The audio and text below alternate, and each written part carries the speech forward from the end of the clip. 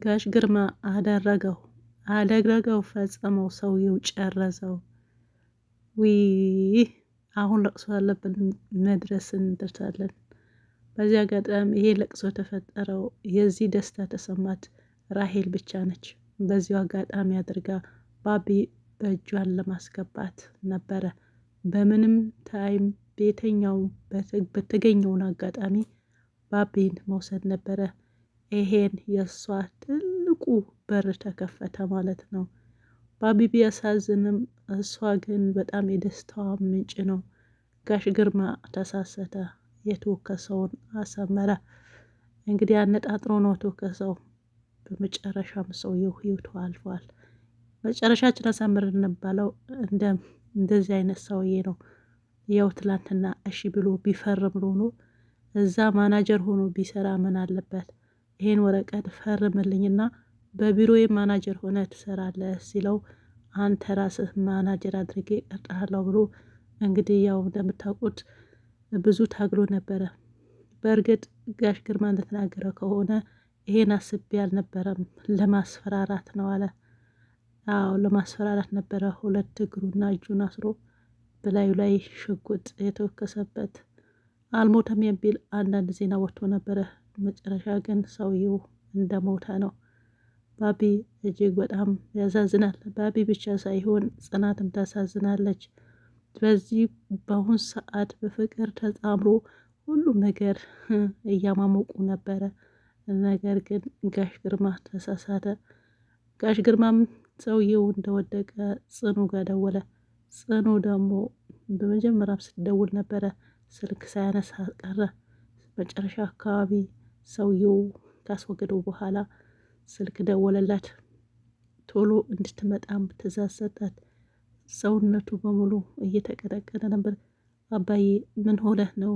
ምን ላይ ነህ? የት ነህ ስትለው ምንም ሊናገር አልፈለገም። ብቻ ማንም ሳይሽ የብቻሽ ብቻ ነይ ብሎ አወራት። እሷም በተባለችው መሰረት ብቻዋ ነበረ ሄደችው። በመጨረሻም እነዛ ቢደርሱም ጽናትን ባየችው ነገር እጅግ በጣም ደነገጠች። እሷም ተንቀጠቀጠች። አባዬ ለምን? ምን አደረግኩ? ምን ነው እንደዚህ ጨከን? እኔ እንደዚህ ጨከን አባት የለኝም። ምን አደረግኩ? ቢያንስ ያንድ ልጁ ባቢ ያታልም ወይ? እሱ ያሳዝንህን ወይ? ምን ነው የኔን ህይወት ምታጨልምብኝ? አባቴ ምን ነው ብላ ስቅስቅ ብላ ለቅሰች። እሱም በስተት ነው አውቄ አይደለም ያደረጉት ልጄ ይቅር በይኝ ብሎ ለማቀፍ ሞከረ። አባቴ እኔ ይቅር ምንድነው የምትለኝ? ካጠፋህ በኋላ አሁን ይቅርታ አልፏል እኮ ምን ነው ለምን ብላ ስቅስቅ ብላ ለቀሰች። እውነት በጣም ያሳዝናል። ይህ ሰውዬ መሞት አልነበረበትም። እኔ ብዬ ነበረ መሞት አልነበረበትም። ዝም ብሎ እያየ መኖር ነበረበት። እየተቃጠለ ብዬ ነበር። እንግዲህ ጋሽ ግርማም ተሳስቶ አሳሰተው። ይሄ ሰውዬ ነው ተሳስቶ ያሳሰተው ማለት ነው። በመጨረሻም ሰሞኑ በደወለበት ቁጥር እንግዲህ እስከ ቦታው ድረስ ፖሊስ ሄዷል። ከመሄዱ በፊት ባቢ ሄዶ ነበረ። ያው ያለበትን ለማወቅ የፖሊስ ስላሳወቀ አባትህ መኖሩን አለመኖሩን አናቅም፣ ነገር ግን ጋሽ ግርማ ያለበትን ታውቋል፣ በተደወለበት ስልክ አሁን ሄደን እናረጋግጠናል። ከፖሊሱ ጋር ራሄልና ባቢ እንዲሁም ደግሞ ብሌን ነበሩ። ሄዱ ጋሽ ግርማ ጋር ሲሄዱ እንግዲህ ሰውየው ተዘርረዋል። ጽናትም እያለቀሰች ነው። ጋሽ ግርማም እያለቀሱ ነው። ባቢም ደነገጠ። አባቴ ቢልም አባቱ የለም። ጽናት ፈርተዋለች። ምንም ልተባብለው አልሞከረችም። ምክንያቱም ምን ብላ ተባብል፣ ምን ብላ ተሞከር? ጋሽ ግርማ ማለ ልጄ ባቢ ይቅር በለኝ አለው። ጋሽ ግርማ ምን እያደረክ ነው? ምንድን አደረከው ብሎ ሲያየው ተሳስቼ ነው ብሎ እረፍ ሰውየው። ይህ ነገር ከመፈጸሩ በፊት ግን ራሄል የምትባሏ ተናገራ ነበር ሰሞኑ። እኔ በጋሽ ግርማን አልወርድም፣ ምክንያቱም ጠላቱ እሱ ነው። በአሁኑ ሰዓት ሁለት ጠላታሞች ናቸው፣ እመነኝ፣ ይህ ነገር ብታምን ይሻለ ነበር ብላ የባቢ ነግራው ነበረ። ባቢ ግን በፍጹም እኔ የማላቀው ነገር የለም፣ ጋሽ ግርማ በደንብ ነው ማውቀው። አባቴን ሊያግትብኝ አይችልም። አንቺ አታውቂም፣ ዝም ብለሽ ነው ከዚህ ውጭልኝ ከፊቴ፣ እኔና ጽናትን ለማጣላት ፈለገች ነው ብሎ ግግም ብሏል። ይሄ ልጅ ምን ሆኗል? ዝም ብለህ እመን ብለው ነበረ። ነገር ግን አላምንም። እንደው ዛሬ ትዝ ያለው እሱ ይመስለኛል። ግን ራሄልም ዛሬ ምንም ብታባብለው እንዲነካት አልፈለገም። አዎ አቅፍ አይዞ ባቢ ለማለት ለማባበል ሞክረ ነበረ። እንዳትጠጊኝ አለ። አባቱን አቅፎ አባቱ የሚነሳ ነገር የለም፣ ለማይመለስ ሄዷል። በመጨረሻም ጋሽ ግርማ ፖሊሶቹ ይዞት ሄዷል። ምርመራውም ላይ ለምንድን ነው እንደዚህ ያደረግከ ሲባል እኔ አላቅም፣ የዚህ ያደርስ አልነበረም የመሰለኝ፣ እንደ ቀልድም ለማስፈራሪያት ነበረ፣ ያው የተፈጠረው ነገር ብሎ ለማብራራት ሞክሮ ነበረ። እንግዲህ ነገ ፍርዱን ያገኛል። ዛሬ ፍርድ የለም ማለት ነው።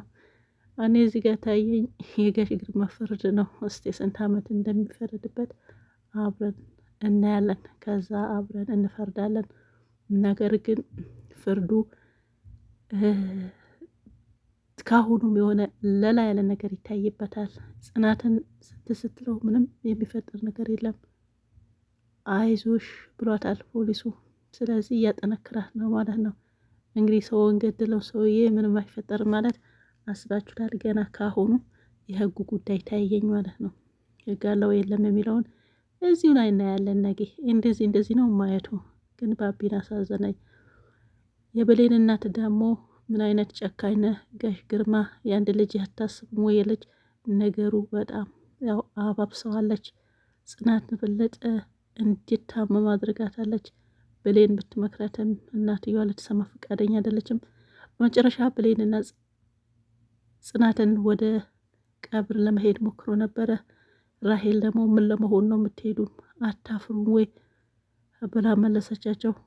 ለምንድን ነው የምናፍረው? ምን አገባሽ ስትል ኧረ ፈሩ፣ በምን አይንሽ ነው አንቺ ባቢ የምታዩ ብላ መንገድ ላይ ስታቅራ ሳስራ ቀሳሰረች። ከዛ ጽናት ተመለሰች። ብሌን ለማስፈራር ሞክራ ነበረ። እሷን ግን በመጨረሻ ተመለሰች። እንግዲህ አባቱ ይቅበር ቢቅበር የሚታወቅ ነገር የለም እስካሁን። ነገር ግን ቀብር ሳይደርሱም ተመልሷል። ከዚህ በኋላ የሚታየን የጽናት ጭንቀት ነው። እንዴት ነው የምትሆነው ያለ ባቢስ ያለ ጽናት። የጊዜው አሁን ራሄል ቤት አሳርፈዋለች። ከዚህ በኋላ ቲቪቷ ከሆነ ድርጅቱም እንዳይመለስ ታደርጋለች። ግን ባቢ ጎበዝ ከሆነ ይመልስለታል። ሰውየው ለምን እንደተገደለ አባቱ ችግር እንዳለበት ያውቃል። ስለዚህ የእውነት ከቆመ ወረቀቱ ሁሉም ጋር እነ ጽናት ጋር ይጠቃለላል ይመስለኛል። እውነቱ መሆን አለበት። እንደዛ ነው። ምናልባት አባቱ ስለንትን ስላለበት እንትን ሊል ይችላል። ግን እውነታውን ስለሚያውቅ መጀመሪያ መልስ ያንተ አይደለም እያለው ስለነበረ አሁን ግን በእርግጠኝነት ይመልሰዋል ይመስለኛል። አብረን የምናይ ይሆናል ማለት ነው። አዎ እንደዛ ብታደርግ ባቢ የበለጠ ደስ ይላል። ምክንያቱም መጀመሪያም ይሄ ነገር አላመድክበትም። አባትም በውሸት ከትዝታ ጋር እንዴት እንደመከሩ ታውቃለህ። ልትፈርም ነበረ አንተ አልፈርምም በሰው ነገር ብለህ ብዙ እንትን ብለሃል። ይህ ነገር የነጽናት ስለሆነ እውነታውን ሄዳ አንተ ከመሰከርክ በእርግጠኝነት ጋሽ ግርማም ይወጣል፣ ንብረቱም ወደ ነጋሽ ግርማ ይሄዳል ማለት ነው። ራሄል ምንም ብትበክልህ ምን እውነታው ስለምታውቅ ይሄ ነገር እንትን ይልሃል ብዬ አላስብም። ስለዚህ አሁንም ማድረግ የምትችለው ይሄ ብቻና ብቻ ነው። አንደኛ ከጽናትም እንድትቀጥሉ አይኖ ከባድ ነው። እንዴት ነው ከአባቴ ገዳይ ሰው እንደዚህ ምናምን ልትል ትችላለህ። ነገር ግን እውነታው አንተ ስለምታውቅ የዚህም ምን እንዳደረሳቸው ይሄ ድርጅት ስለሆነ ያው ስለምታውቀው ይሄ ነገር ብታውቅ ማንም አያረገውም። ግን አንተ ስለገባህ እውነታውን ስለምታውቅ አባትህን በውሸትኝ ወይም ደግሞ አጭበርብሮ ይሄን ድርጅት በእጁ እንዳስገባ ሁሉም ነገር ስለምታውቅ ይሄ ብታደርግ የተሻለ ነው ብዬ አስባለሁ። በተረፈ ለቅሶ መሄድ የምትፈልጉ ወደ ለቅሶ መሄድ ትችላላችሁ። ካልፈለጋችሁም ደግሞ እዛው ስልክ ደውላችሁ ባቢን ማጽናናት ትችላላችሁ። ብሌን እናት ግን ታዘብኩሽ፣ ትዝብት ነው እንዳንቺ ሰው ላይ ማዋል እኮ እንደዚ አይነት። ለማንኛውም እስቲ ነገ የፍርዱን ሁኔታ እናይና ከዛ በኋላ የምንለው ነገር ይኖረናል እንላለን ማለት ነው። ስለዚህ በያላችሁ በሰላማችሁ ይብዛ። ይህን ቪዲዮ ላይክ አድርጉት። ጽናትን ባቢ ማብሽሩ። ራሄል ግን ብዙም ባትደሰች ጥሩ ነው። በተጓናው ነገር በተገኘው መንገድ በእጅ ማስገባት ነው ብለሻል። ስለዚህ የአንቺ ደስታ ነው። ባቢን በዚህ አጋጣሚ አድርገሽ በእጅሽ ስላስገባሽ ማለት ነው። ግን ልጁ በጣም ጎበዝ ስለሆነ እስከ መጨረሻው የሚያዘልቅልሽ አይመስለኝም። ስለዚህ ብዙም ባትደሰቺ። በእርግጥ ሰውየው መሞት አያሳዝንሽም። ምክንያቱም ልጁ ማግኘት ስለምትፈልጊ በየትኛውም መንገድ ማግኘት ትፈልጊ ነበረ።